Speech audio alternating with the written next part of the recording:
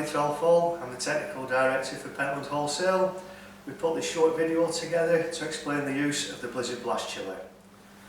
The insertion probe can be found inside the cabinet. It's always in the storage compartment at the front. The insertion probe should be removed from its holder and inserted into the product to be chilled to a depth of approximately 30mm. Right, to switch on the Blizzard Blast Chiller, you switch on the green on-off switch. The controller flashes as the controller is setting itself up.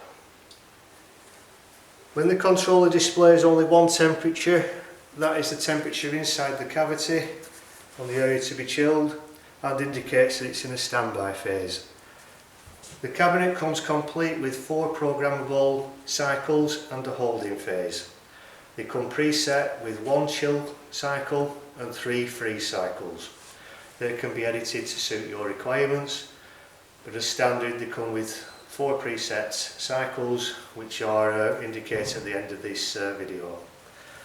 Now, to scroll through the cycles, you've got some numbers here. That's cycle 1.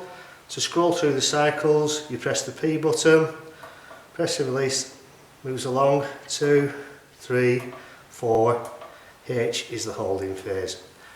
So to select a cycle, so we've got cycle 1, make sure number 1's displayed, then you press the checkered flag key, press and release, and the unit starts up on the freeze cycle.